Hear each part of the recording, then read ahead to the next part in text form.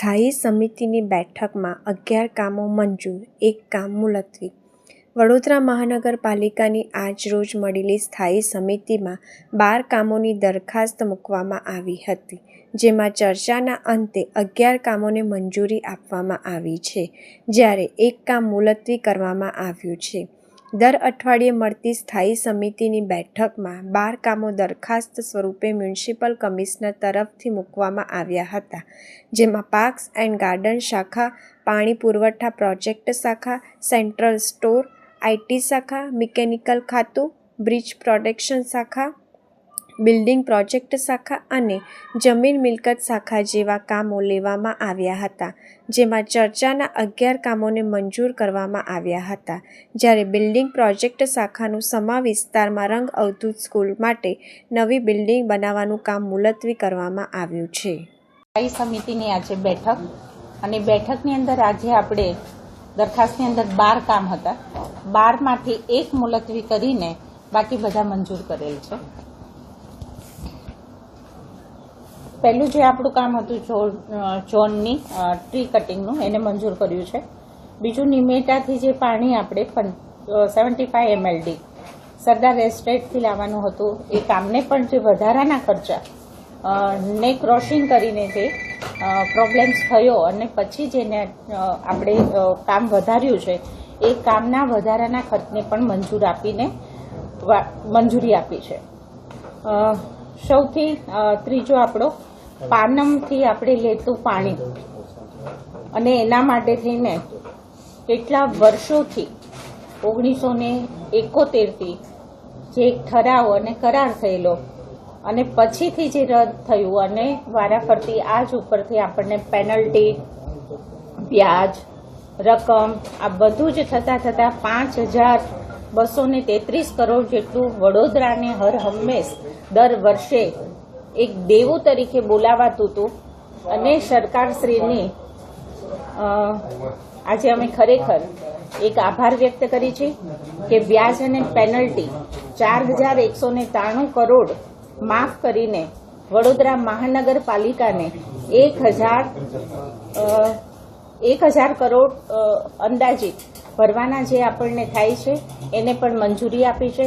કારણ કે જે દેવું બોલાયા કરતું હતું કેટલા વર્ષોથી વડોદરા મહાનગરપાલિકાનું, તો સીએમ સાહેબ, ડેપ્યુટી સીએમ સાહેબ, ધારાસભ્ય, સીઈઓ બધાના અથાગ પ્રયત્ન, દંડક શ્રી બાલુભાઈ શુક્લાજી હોય, મંત્રી શ્રી મનીષાબેન વકીલ હોય, કેયુરભાઈ હોય, ચૈતન્યભાઈ હોય, અને આજે ફરીથી પણ આપણે સ્વર્ગસ્થ શ્રી યોગેશ કાકાને યાદ કરીશું કે બધાની ખૂબ જ મહેનતથી વડોદરા ઉપર જે દેવું બોલાતું હતું એ દેવામાં વ્યાજ અને પેનલ્ટીને બાદ કરીને સરકારશ્રીએ આપણને જે ફક્ત ને ફક્ત મુદ્દલ તમે ભરો એવું જે આપણને રજૂઆત અને ઠરાવ જે આપણને આવ્યો હતો એમાં મંજૂરી આપી છે. 1,000 કરોડ ઉપર આપણે જે ભરવાનું થાય છે એમાં પણ સરકારશ્રીએ આપણને ખૂબ રાહત આપી છે.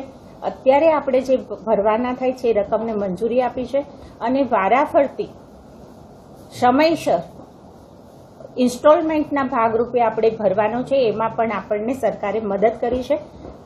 તો આ વાતને સ્ટેન્ડિંગ કમિટીમાં આજે મંજૂરી આપી છે અને સામાન્ય સભામાં આગળ મોકલેલું છે. એના પછીનું લેન્ડફિલ જગ્યા જાંબવા અને હંમેશા એમાંથી જે ગંદી સ્મેલ આવતી હોય અને એના ઉપર દવા નાખીને જે હોય છે એ કામની મંજૂરી. વોટ્સએપ હવે આજના યુગની અંદર ક્વિક મેસેજીસ પહોંચાડવા માટે વડોદરા મહાનગરપાલિકાની એક મેસેજીસ મેટા તરફથી જે છે અને પ્રાઇસ રેટ પણ એના જોઈ કરીને આ કામને આપણે એને મંજૂરી આપી છે. બીજું, ચોમાસાની સિઝન હવે આવતા કોલ સેન્ટર ઉપર વધારે માણસની જરૂર રાત્રિના સમયે આપણને એ પણ આપણે 4 મહિના અને 5 કર્મચારી, જેથી કરીને કોલ સેન્ટર એક કોઈનો પણ ફોન આવે તો રિસીવ થઈને માહિતી આપણને મળે એને પણ મંજૂરી આપી છે. બીજું, એક વડોદરા મહાનગરપાલિકાની કામગીરી માટે વ્યવસાય વેરાની ગ્રાન્ટમાંથી 8 નંગ બંધ બોડીની જીપ અને બોલેરો આ વ્હીકલને પણ જી પોર્ટલ ઉપરથી ખરીદવા માટે તેમની મંજૂરી આપેલી છે. ટ્રાફિકના જે સલાહકાર તરીકે SVNIT જે છે એને પણ 1 વર્ષ માટે થઈને સમય મર્યાદામાં વધારો કરેલો છે. પૂર્વ ઝોનની ડિસ્ટ્રિક્ટ લાઇબ્રેરી એને પણ મંજૂર કરેલું છે. 10મું જે કામ સ્કૂલનું હતું એને અત્યારે મુલતવી કર્યું છે. એના પછીની એક એન્જિનિયરિંગ જે આપણું વાસ્વિક હોલ છે એને રિન્યુ ભાડાપટ્ટી ઉપર આપતા હોય છે, તો ફરીથી ભાવ વધારો કરીને અત્યાર સુધી આપણે 25,000 પ્રતિ વર્ષ લેતા હતા, પણ હવે દર મહિને 10,000 એમ કરીને પ્રતિ વર્ષ 1,20,000 10 વર્ષ માટે આપણે એને રિન્યુ કરી છે, પણ સાથે દર વર્ષે 5% એમાં વધારો થશે. અને 12મું જે કામ આપણું છે જે પ્લોટોની હરાજી માટેનું, એનું પણ સામાન્ય સભા માટે આગળ મોકલેલું છે.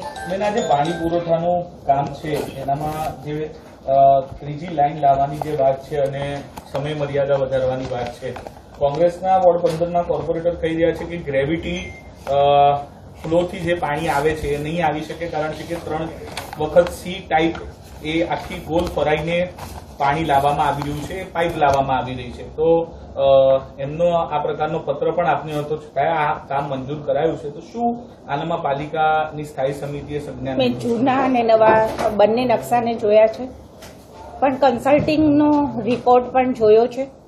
એની સાથે જ્યાંથી બ્રિજ નીચેથી પસાર થતી એમાંથી ઓથોરિટીની આપણી મંજૂરી નહીં, સ્માર્ટ રોડવાળું, અને બીજું કેનાલની નીચેથી જેની આપણને સ્ટ્રેન્થને નહીં મળવાને કારણે, સ્ટ્રેન્થન ઓછી થવાને કારણે બ્રિજની નીચે પણ એવું જેની મંજૂરી નહીં મળવાને કારણે આપણે સેજ રૂટ ચેન્જ કરવો પડ્યો છે.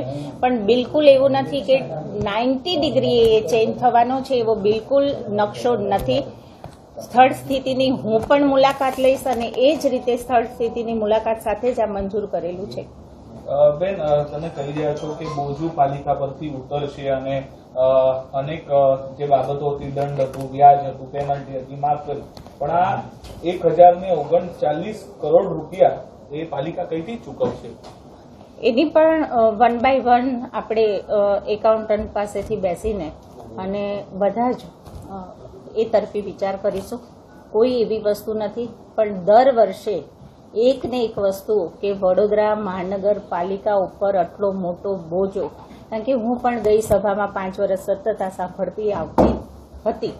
સાથી પક્ષોને હંમેશા એક હતું કે આનું કંઈક નિરાકરણ કરવું જોઈએ, અને ખરેખર અમે તો આજે આભાર અને ધન્યવાદ ગુજરાત સરકારનો માની રહ્યા છીએ કે અમને વ્યાજ અને પેનલ્ટીને માફ કરેલી છે. બેન, બોજો ઉતરશે કઈ રીતે? પૈસા કઈ રીતે આપશો? એનું કોઈ આયોજન, ચર્ચા? એનું આયોજન થશે, ચોક્કસ થશે. આજે આપણે ઠરાવ મંજૂર કરેલો છે અને 1 by 1 છે, હપ્તા વાઇઝ છે, ધીમે ધીમે છે. કોઈ એવું જ નથી કે કાલને અત્યારે જ આપણે ચૂકવી દેવાના છે ને એક સાથે ચૂકવી દેવાના છે. એટલે આનું પણ પ્લાનિંગ ચોક્કસ સારી રીતે સરળતાથી થશે. એક બાજુ સીએનજી અને ઇલેક્ટ્રિક વાહનો ખરીદવાની વાત થઈ છે, અને જે આપણા 100 વ્હીકલ છે કોર્પોરેશનના એને સીએનજીમાં રૂપાંતર કરવાની વાત છે, અને બીજા નવા 8 આપણે ખરીદી રહ્યા ડીઝલ, તો આ કઈ રીતે? આપની વાત બિલકુલ સાચી છે. સીએનજી તરફ જ્યારે આપણે ઈ બસ ને ઈ વ્હીકલની વાત કરતા હોય, પણ આ પાણીની અંદર બી ચલાવવાના હોય છે. બીજું બંધ બોડી જે વાત છે, આમાં કોઈ જ એવી વસ્તુ નથી.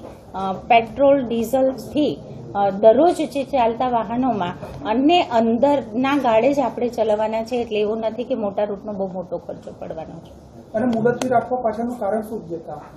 મુલતવી રાખવાની પાછળની સ્કૂલનું, કારણ કે વિષય વસ્તુ એવું છે કે જે એમની માંગણી છે ને જે કરવાનું છે ગુજરાત સરકાર તરફથી એની મંજૂરી છે, તો આ પૈસાને આપણે કેવી રીતના ક્યાં લઈ જવાય એની વિચારણા સાથે